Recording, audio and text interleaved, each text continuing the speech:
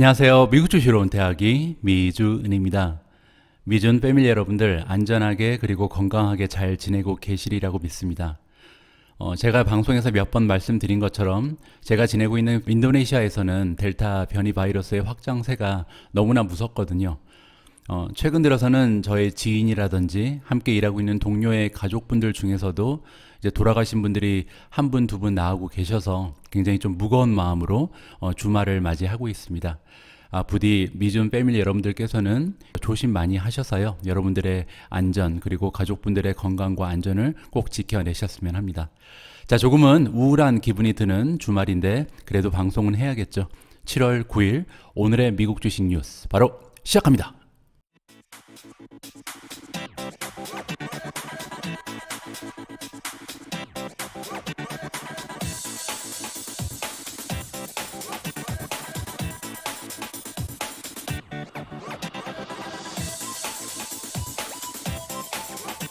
어제 혹시 주무시기 전에 미국 시장의 주가 흐름을 보신 분들께서는 걱정이 좀 많으셨을 겁니다.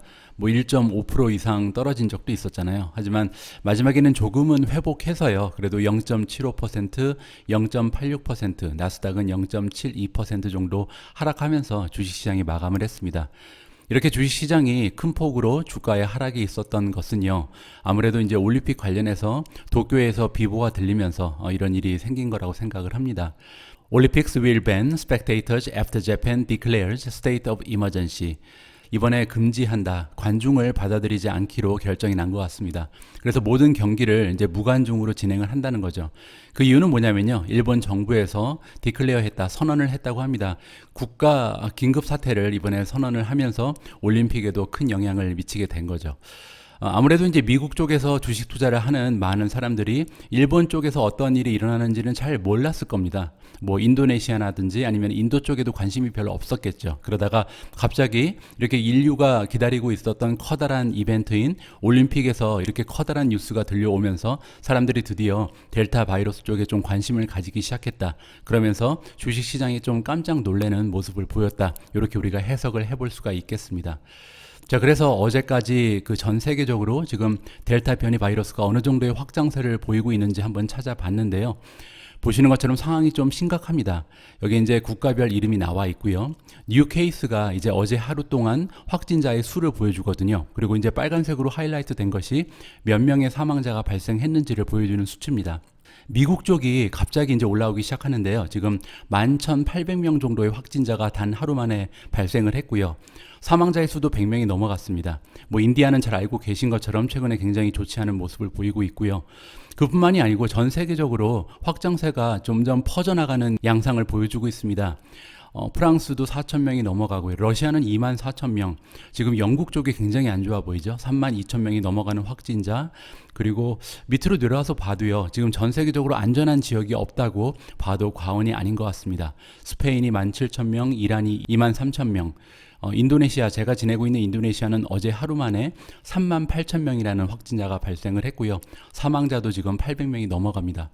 자, 이렇게 전세적으로 지금 확진자가 늘어나고 있는데 이러한 숫자에 사람들이 관심을 좀 두지 않았다는 거죠. 이제 올림픽이 좀 무관중으로 진행된다. 이러한 소식을 접하면서 조금은 델타 바이러스에 대한 관심이 높아졌다. 이렇게 저는 해석을 하고 있습니다. 결과적으로요, 지금까지는 이제 경기 회복이라든지 앞으로 이제 마스크를 벗고 살아갈 그런 생활에 대해서 좀 초점을 맞췄던 미국의 언론들도요, 드디어 이제 델타 바이러스에 대해서 크게 보도를 하기 시작했습니다.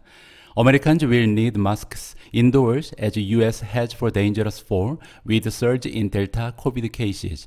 자, 미국 사람들이 마스크를 써야 할 것 같다. 실내에서 말이죠. 왜냐하면 지금 미국 지역이 굉장히 위험한 가을로 접어들고 있다라고 얘기하고 있습니다. 지금 델타 코비드 케이스가 점점 늘어나고 있다. 앞에서 직접 수치로 확인을 하셨잖아요. 지금 벌써 US 쪽에 이 변종이 번져나가고 있다라고 얘기합니다. 자, 그러면서 현재 백시네이션을 많이 받지 않은 그런 주부터 확산이 되고 있는 추세다라고 얘기하고 있는데요. 이미 다른 지역에서, 즉 호주라든지 사우스 아프리카 그리고 아시아의 몇 개 지역에서는 커퓨가 발동이 되고 있다고 하죠. 커퓨라는 것은 이제 통행 제한 뭐 이런 걸 얘기하거든요. 지금 인도네시아에서도요, 사실 고속도로가 계속해서 막혀지고 있고 주말에 아무도 움직이지 못하게끔 봉쇄하고 있는 그런 현상이 나타나고 있습니다. 그러한 부분을 얘기해주고 있는 거죠. 자, 미국은요, 지금까지 좀 백신을 맞는 사람들이 굉장히 많았잖아요. 따라서 지금 현재 좀 따뜻한 그 여름의 기온이라든지 그리고 백신을 맞은 사람들의 그 퍼센티지가 좀 올라간 상황이었기 때문에 아직까지는 확산 추세가 많지 않았었는데 이제 가을로 접어들게 되면 굉장히 위험한 양상에 우리가 직면할 수 있다. 이러한 식의 기사가 드디어 등장을 했습니다. 자, 지금까지는 저의 개인적인 의견을 여러분들과 공유해 봤는데요. 이번에는 시장의 전문가들은 어떻게 평가를 하고 있는지 기사를 통해서 한번 읽어보도록 하겠습니다. Cyclical weakness, low rates hit Dow Jones, S&P 500 and Nasdaq. 시크니컬이라는 것은 이제 경기 순환을 얘기하잖아요. 따라서 이제 경기가 좀 회복이 되고 있다 이렇게 기대를 하고 있었는데 이러한 경기 회복의 모습이 약해지고 있다. 그리고 이제 금리가 낮게 형성이 돼서 다우존즈, S&P 500 그리고 나스닥이 전반적으로 떨어졌다. 이러한 제목의 기사를 읽어보도록 하겠습니다. 초피데이니까 이제 출렁거리는 그런 날이었다는 거죠. 주식 시장이 굉장히 많이 출렁거리면서 많이 떨어지면서 마감을 했다는 건데요. 그 이유로서는 이제 걱정이 많이 되고 있다. 투자자들이 이제 근심을 하고 있다는 거죠. 첫 번째 근심 사항은 이코노믹 그로스니까 경기의 회복이 잘 되지 않을 것이다. 성장세가 갑자기 좀 멈추는 게 아닌가 이렇게 걱정을 하고 있다고 하고요. 두 번째는 역시 이제 코비드 케이스가 늘어난다는 점이겠죠. 마지막으로 중국의 마켓 인터피어리언스라는 것은 참견하는 겁니다. 따라서 중국 정부에서 최근에 그 디디라는 기업의 그 애플리케이션을 사용하지 못하게 하면서 중국 정부가 좀 개입을 많이 하잖아요. 기업의 활동에 대해서 뭐 이러한 요소들이 합쳐지면서 주식시장에 굉장히 걱정이 들었다. 이렇게 지금 나타내주고 있습니다. 자, 그리고 또 하나 굉장히 우리가 관심을 가지고 지켜봐야 되는 부분이 뭐냐면 금리가 지금 계속 떨어지고 있다는 부분입니다. 10-year treasury, 그 10년 국채를 얘기하죠. 10년 국채의 금리가요. 지금 3 베이시스 포인트가 떨어졌다. 베이시스 포인트라는 것은 0.01을 얘기하거든요. 따라서 3 베이시스 포인트가 떨어졌다는 것은 0.03% 떨어졌다는 얘기입니다. 그래서 1.29까지 지금 떨어진 상황이고요. 시장 도중에는 1.25까지 떨어진 적도 있었습니다. 이제 금리가 지금 너무나 낮게 형성이 되면서 어떠한 형상이 발생되는지 한번 우리가 지켜봐야 될 것 같은데요. 이렇게 그 채권의 금리가 계속해서 떨어지는 이유는 역시 돈이 많이 풀려 있다는 그 점을 우리가 들을 수가 있습니다. 우리가 이제 시장에 돈이 풀렸다는 얘기를 하는 것은요, 결국 연준에서 계속해서 국채를 사고 있다라고 이해를 할 수가 있거든요. 국채를 산다는 것은 국채를 사고자 하는 그 수요가 는다는 거잖아요. 수요가 늘면 아무래도 가격은 올라가겠죠. 국채 가격이 올라가게 되면요, 국채의 금리는 떨어지게 돼 있습니다. 시장의 원리에 따라서 말이죠. 따라서 이렇게 채권을 사들이는 그런 양적 완화를 지속적으로 진행하면서 아무래도 국채 금리는 올라가지 못하고 계속해서 떨어지는 모습을 보여주고 있다. 이렇게 정리가 가능합니다.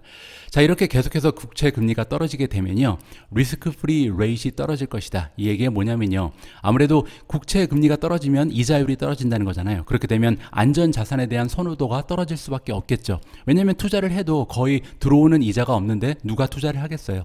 그렇게 되다 보면 아무래도 그 위험 자산인 주식시장 쪽으로 사람들이 눈을 돌릴 수밖에 없게 된다. 그래서 따라서 그로스 렐러티브리 스통이라는 것은 이제 성장주 쪽이 상대적으로 강세를 보일 가능성이 있다. 이렇게 말하고 있습니다. 크레딧 스위스의 에퀴티 스트래티지스트, 주식 관련해서 그 전략가라고 할 수가 있겠죠. 조나단 고울브라는 사람이 얘기하기를요, 지금부터는 어닝이 그 주식 가격을 드라이브 할 것이다, 결정할 것이다 라고 얘기하고 있습니다. 금리보다 더 중요한 게 이제 어닝이라는 거죠. 따라서 실적을 보면서 투자를 해라, 이러한 조언을 해주고 있습니다. 자, 지금까지는 금리가 올라갈 것을 기대하면서, 즉 인플레이션이 발생할 것을 기대하면서 올라가는 그런 분야가 있었잖아요. S&P 500의 그 11개의 섹터가 있는데 그 섹터 중에서 지금까지 좋은 모습을 보였다가 어제 갑자기 이제 떨어지기 시작한 것이 파이낸셜, 즉 금융주입니다. 금융주는 아무래도 이자를 가지고 이제 매출을 발생시키는 그런 섹터잖아요. 따라서 금리가 계속해서 떨어지게 되면 좋지 않은 성과를 얻을 수밖에 없기 때문에 지금 금융주가 가장 좋지 않은 모습을 보여주고 있습니다. 그 뒤를 이어서 이제 그 인플레이션의 영향을 기대하고 있었던 머티리얼이라는 것은 이제 원자재죠. 원자재라든지 아니면은 산업재, 이러한 부분에서 어제 굉장히 많은 폭의 하락을 보였다. 이러한 내용의 기사였습니다. 자, 시장의 모습은요, 여기까지만 살펴보고요. 지금부터는 개별 종목에 대한 소식을 전해드리도록 하겠습니다. 자, 버진 갤럭틱 잠깐만 보고 넘어가죠. 버진 갤럭틱이 어제 주가가 17.3%가 다시 올라갔습니다. 뭐 어떠한 소식이 있었는지 확인을 해봤더니요, 별다른 뉴스는 없었습니다. 단지 지금 여러분들께 제가 몇 번 전해드린 것처럼 창립자인 리차드 브랜슨의 비행이 곧 다가오고 있잖아요. 오늘이 금요일인데 일요일날 예정이 되어 있습니다. 따라서 이제 이틀 후면 창립자인 리차드 브랜슨이 우주 여행을 하게 되잖아요. 만약에 이 테스트 비행에서 버진 갤럭틱이 성공적으로 마무리를 한다면 아마도 주가는 큰 폭으로 상승할 가능성도 있다. 이러한 취지에서 지금 투자자들이 버진 갤럭틱의 주식에 굉장히 많이 모여들고 있다. 이렇게 우리가 생각을 해볼 수가 있습니다. 하지만 우리가 하나 더 기억해야 되는 부분은 이렇게 주가가 확 올라가는 것은 장기 투자자들 때문에 올라가는 것이 아니고 트레이딩을 하는 그런 분들 때문에 올라가는 거잖아요. 따라서 조만간 또 폭락할 가능성도 있다는 것을 우리가 염두를 해봐야 됩니다. 자, 이번에 살펴볼 종목은요, 테슬라입니다. 테슬라가 6월달 실적, 중국 내에서 몇 대의 자동차를 판매했는지 실적을 발표했습니다. Tesla sold 33,155 China-made vehicles in June, slightly down month to month. 자, 테슬라가 33,155대의 중국 내에서 만든 전기차를 판매를 했다고 합니다. 6월달 한 달 동안 말이죠. 그리고 이 수치는요, 지난달하고 비교했을 때 약간 떨어진 수치다라고 기사의 제목이 알려주고 있습니다. 자, 테슬라가 이번에 보고를 했다, 레포트를 했는데요. 중국에서 만든 전기차의 판매대 수가 약간 떨어졌다. 지난달에 비교해서 0.9%, 한 1% 정도 떨어졌다고 얘기하는 거죠. 판매대 수는요, 33,155대를 판매했습니다. 6월달에 그렇다는 얘기죠. 자, 5월달에 판매대 수를 한번 생각해 보면요, 33,463대였고요. 조금 더 많았죠. 그런데 이 33,463대라는 것은 굉장히 좋은 실적이었습니다. 4월달에 25,845대밖에 안 됐기 때문에 4월달에 비해서 무려 한 달 만에 29%라는 판매 실적의 향상이 있었거든요. 따라서 이번에 6월달의 실적도 그렇게까지 나쁜 소식이라고는 생각되지 않습니다. 자, 이번에 테슬라는요, 수출을 했다. 5,000대가 넘는 자동차를 중국에서 만들어서 외국으로 판매를 했다는 거죠. 그리고 중국에서 만들어서 중국 내에서 판매된 차의 숫자는 28,138대라고 합니다. 자, 그리고 또 하나의 소식이 있는데요.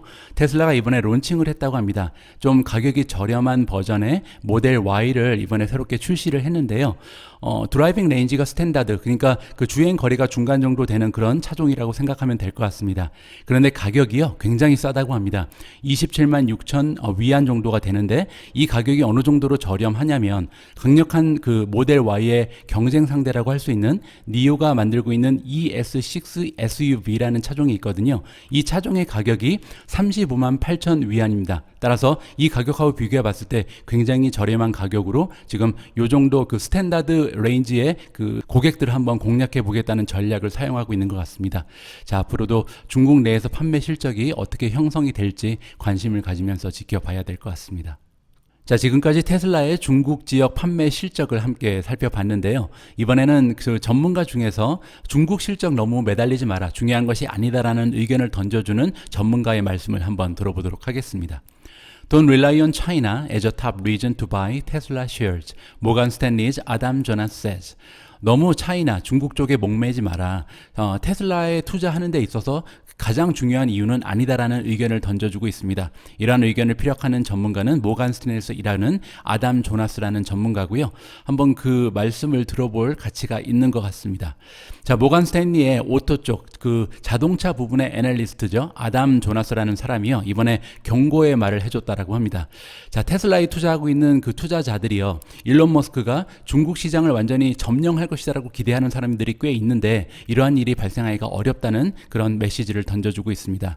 내가 몇몇의 투자자들한테 얘기를 해봤더니 어떤 사람들이 테슬라는 나중에 로보택시 같은 분야에서 중국 시장의 50% 정도를 차지하게 될 거라는 기대감을 가지고 있더라. 하지만 우리가 보기에는 이런 기대를 갖는 것은요, 미국의 텔레콤 기업이 중국에서 영업을 하는 거랑 같은 이야기라고 합니다. 따라서 굉장히 실현되기 어려운 일이니까 그런 거는 꿈도 꾸지 마라, 이런 메시지를 던져주고 있는 거죠. 이러한 식으로 시장은 진행되지 않을 것이다. 자, 테슬라가 중국에 지금 진출돼 있는 것은요, 최근 들어서 또 다른 국면에 그 직면을 하고 있다라는 메시지를 던져주고 있는데요. 그 이유가 뭐냐면 최근에 중국이 크랙다운하기 시작했다, 단속을 하기 시작했다는 거죠. 누구를 단속했냐면 그 자국에서 만들어진 테크 기업이었던 디디라는 그룹이 있습니다. 이 디디라는 기업은요, 중국판 우버라고 보시면 되겠죠. 라이드 헤일링 자이언트니까 우버격인 디디를 이번에 단속했잖아요. 여러분들 제가 기사를 통해서 전해드렸는데 앱스토어에서 완전히 빼버렸죠. 그러면서 완전히 영업하는 것을 불가능하게끔 단속을 했습니다. 그때 이제 얘기한 이유가 뭐냐면 시큐리티를 지금 방해한다, 그러한 이유를 들어서 지금 기업의 사업을 완전히 망쳐놓고 있는 그런 상황입니다. 자, 그런 그 일이 발생하면서 테슬라도 역시 중국 그 정부의 규제에서 자유로울 수 없다, 이런 얘기를 해주고 있는 거죠. 자, 우리가 지금 볼 때는 굉장히 스캡티컬하다. 얘기는 뭐냐면은 굉장히 비관적으로 보고 있다라는 얘기입니다. 뭐를 비관적으로 보냐면요, 롱텀 장기적으로 봤을 때 그 외국 기업들이 들어와서 뭐 AI를 구축한다든지, 그러니까 군대의 그 레벨, 그러니까 굉장히 지금 인공지능이 엄청나게 발전을 하고 있잖아요. 따라서 기업들이 보유한 그 인공지능의 수준이 군대 수준과 맞먹는다는 거죠. 이렇게 높은 수준의 인공지능이 발전되고 있는데 그거를 이제 민간인이 사용하게끔 만들어줘서 모노폴리를 뭐 다른 국가에 가서 형성한다는 것은 상식적으로 말이 안 된다라는 얘기를 해주고 있습니다. 그래서 이것은 비단 그 중국 쪽에만 해당하는 그런 이야기가 아니고요. 다른 나라에서도 힘들 것이다. 왜냐하면 나중에 이 오토모티브, 즉 자율주행이 활성화되면요, 자동차 산업은 유틸리티랑 비슷한 성격을 띠게 될 것이다. 그 얘기는 뭐냐면 한 국가가 GDP라든지 아니면은 국가의 그 시큐리티, 국가 안보를 이렇게 담보로 하는 그런 산업이 될 수 있다는 거죠. 따라서 굉장히 많은 규제가 앞으로 이제 기다리고 있다, 이러한 메시지를 던져주고 있습니다. 따라서 우리는 테슬라를 긍정적으로 보고 있는데 그 이유는 뭐 지역적으로 아니면은 국제적으로 성장할 것을 내다보기 때문에 테슬라를 긍정적으로 보는 것이 아니다. 우리가 테슬라에 투자하는 이유는 바로 소프트웨어 때문이다. 소프트웨어는 리커링 레비뉴가 발생한다는 거죠. 리커링 레비뉴 뭐냐면 계속 반복해서 매출이 발생한다. 반복 매출이라고 보시면 될 것 같습니다. 그러한 이유 때문에 우리가 지금 그 프라이스 타겟을 $900까지 올려줬다라고 얘기를 하고 있죠. 한번 생각을 해봐라, 이렇게 얘기하는데요. 예를 들어서 뭐 매달 한 사용자당 그 레비뉴 매출이 한 $50가 나올 수도 있고 $100가 나올 수 있고 그 이상으로 발생할 수도 있는데요. 구독비를 얘기하는 겁니다. 이렇게 한 달에 $100라든지 $150라든지 이렇게 일정 금액을 받게 되면요, 나중에 가면 이게 엄청난 규모로 확장될 수 있다는 겁니다. 이렇게 반복적으로 소프트웨어의 구독 매출이 발생할 것이고, 이러한 그 소프트웨어 구독 매출의 특징은 뭐냐면 마진이 굉장히 높다는 거죠. 한 60%에서 70% 정도를 보통 우리가 기대를 해볼 수가 있다. 그래서 우리가 테슬라의 미래를 생각할 때요, 애플을 한번 생각해 보자라고 얘기합니다. 애플이 원래 이제 그 소프트웨어 레비뉴가 많이 없었을 당시, 그리고 이제 갑자기 사람들이, 투자자들이 소프트웨어에서도 매출이 많이 발생할 수 있겠구나라는 것을 깨닫는 순간 완전히 그 레이팅이 바뀌었다는 거죠. 애플의 투자 가치가 점프해 버렸다, 이러한 예를 던져주고 있습니다.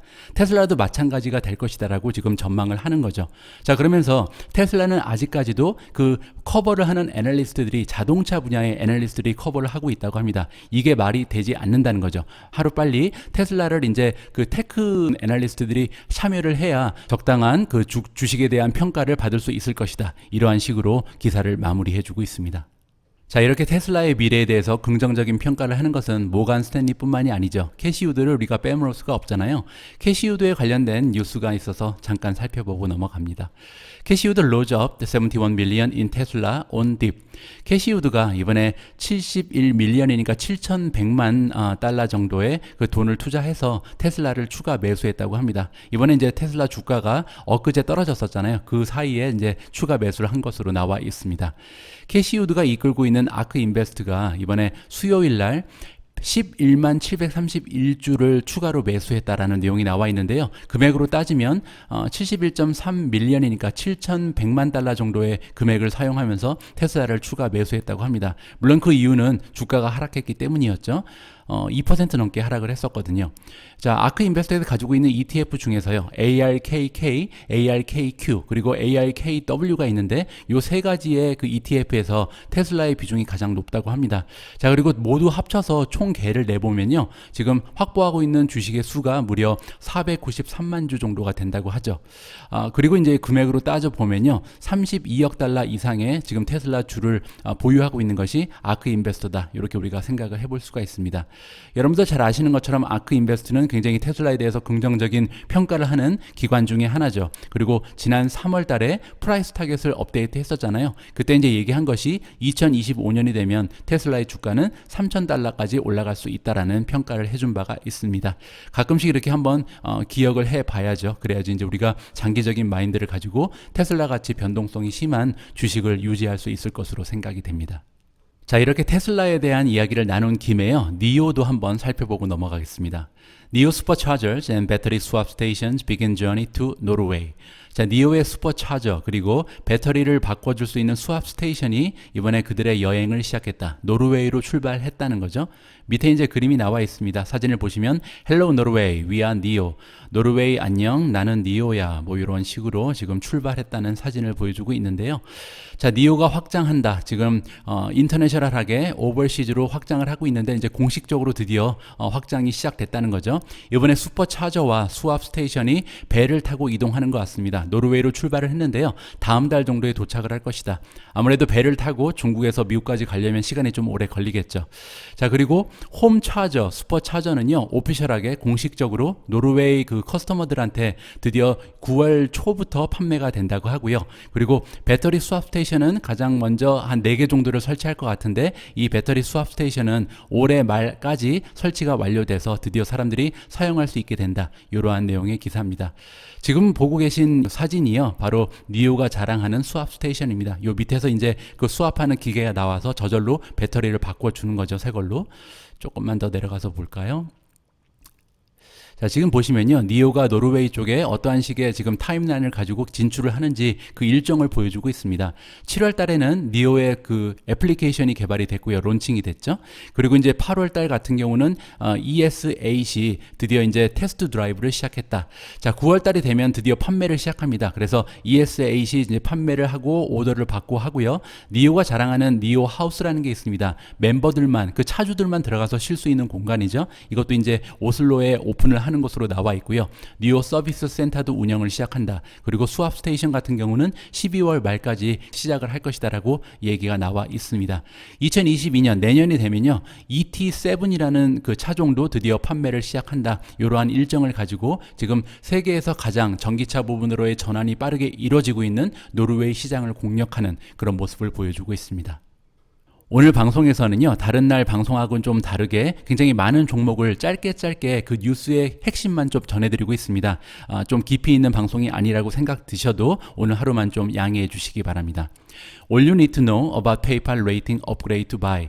이번에 이제 잭스라는 기관에서 그 레이팅을 업그레이드 해준 것 같습니다. 매수 의견을 던져주고 있는데요. 이렇게 그 매수 의견으로 바뀌었을 때 여러분들이 알아야 되는 것은 단 하나밖에 없다. 이렇게 기사의 제목이 나와 있는데요.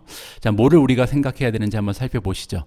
자, 페이팔이 솔리드 초이스, 굉장히 좋은 단단한 초이스가 될 것이다. 그러니까 투자자들이 지금 관심을 가져야 되는 종목이라고 얘기하고 있죠. 왜냐하면 최근 들어서 업그레이드를 받았다. 잭스에서 그 하는 그 랭킹이 있는데요. 이 랭킹 넘버 2를 받으면서 매수 의견을 받게 됐다고 합니다. 원래는 이제 그 홀드 의견을 받고 있었는데 업그레이드가 됐다는 거죠. 자, 그러면서 그 이유가 뭐였냐면요, 최근에 어닝의 전망치가 올라가고 있다고 합니다. 그리고 이렇게 전망치가 올라간다는 것은 가장 파워풀한, 가장 힘 있는 힘이다. 따라서 이제 스탁 그 프라이스를 결정할 때 주가가 올라갈 수 있는 가장 중요한 요소는 역시 어닝이 올라가는 것이다라고 얘기해주고 있습니다. 그것 때문에 이번에 레이팅 역시도 업그레이드가 된 거고요. 자, 그러면 어느 정도의 어닝의 향상이 있는지 한번 보시죠.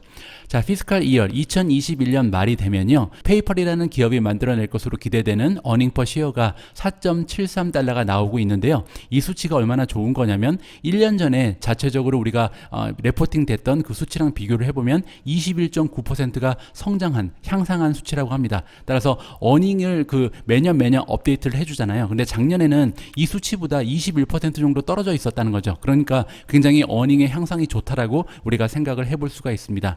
자, 이렇게 어닝의 그 전망치가 계속해서 올라가게 되면 자연적으로 애널리스트들은 계속해서 그들의 에스티메이트, 즉 페이팔의 그 매수 의견이라든지 아니면은 목표 주가를 향상시킬 수밖에 없을 것이다. 그렇게 되면 결과적으로 페이팔의 주가 주가는 올라갈 수밖에 없는 그런 시나리오가 만들어지는 거죠.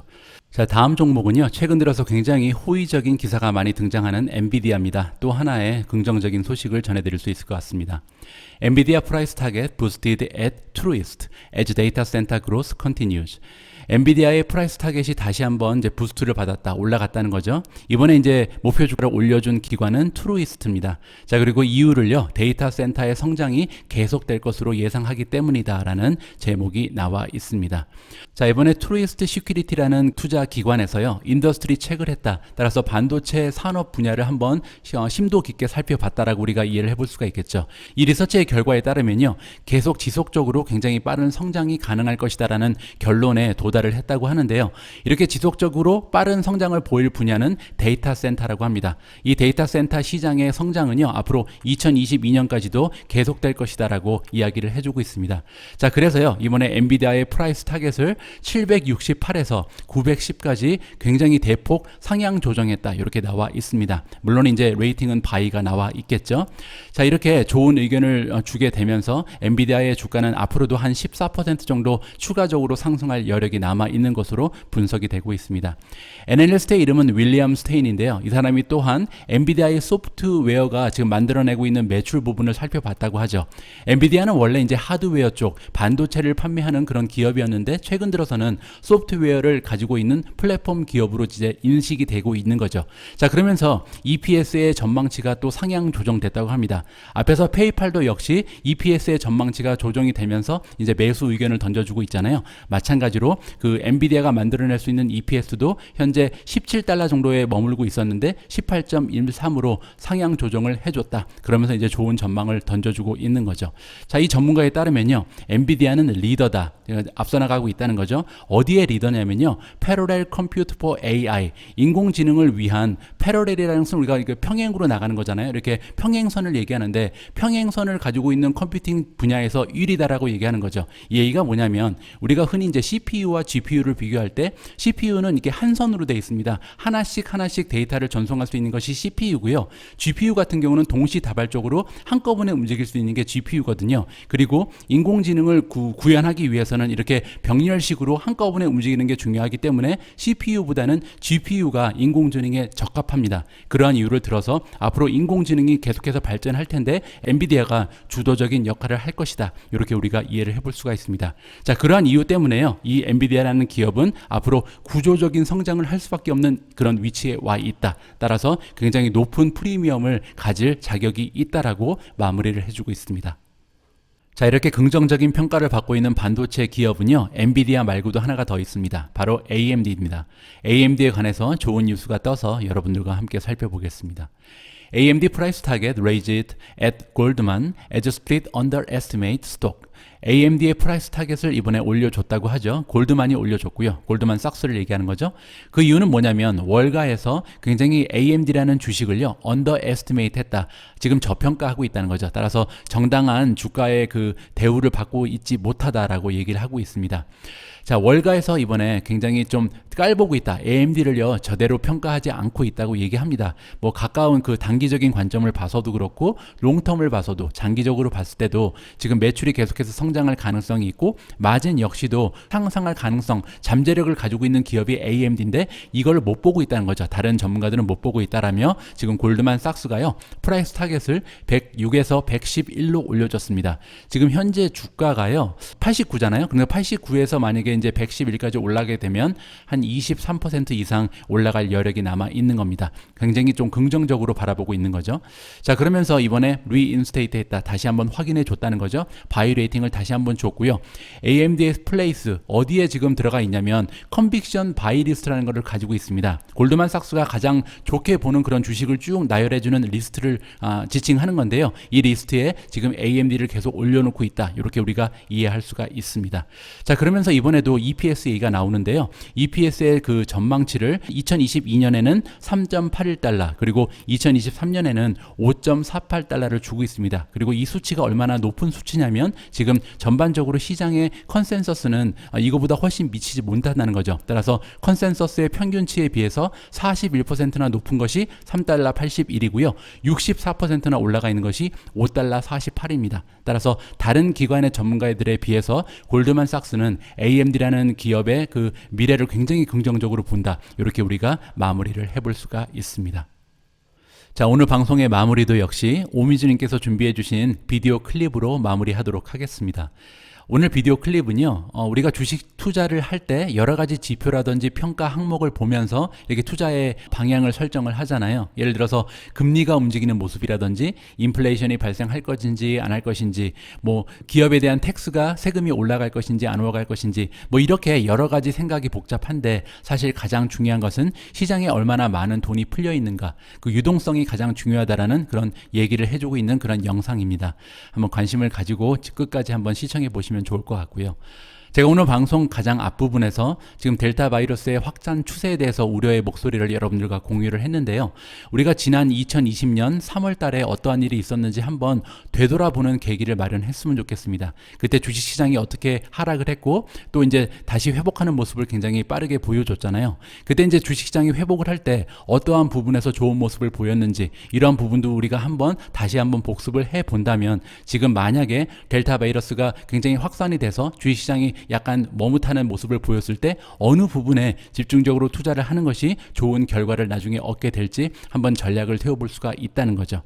저의 개인적인 의견으로는요, 혹시 여러분들 중에 경기 순환주, 그러니까 이제 경기가 회복되는데 베팅을 하신 분들, 아니면 인플레이션이 생긴다는데 베팅을 하신 분들께서는 다시 한번 이렇게 전략을 조금 리뷰를 해볼 필요성이 있지 않은가, 이러한 개인적인 의견을 한번 피력하고 싶습니다. 물론 저는 전문가는 아니고요. 뭐 우리가 이렇게 주식 투자를 할 때 우리의 사는 환경이 어떻게 변화하고 있는가를 지켜보는 것이 굉장히 중요하다는 취지에서 말씀드렸다. 이렇게 이해를 하시면 좋을 것 같습니다. 자, 오늘 방송도 마지막까지 함께해 주신 모든 분들께 다시 한번 진심으로 감사의 말씀을 드립니다. 내일은 주말이잖아요. 주말에는 조금은 다른 내용의 방송을 가지고 다시 인사드릴 수 있도록 하겠습니다. 우리 모두가 미국 주식 투자로 은퇴하는 그날까지 다 함께 화이팅입니다. 행복한 하루 되세요. 감사합니다.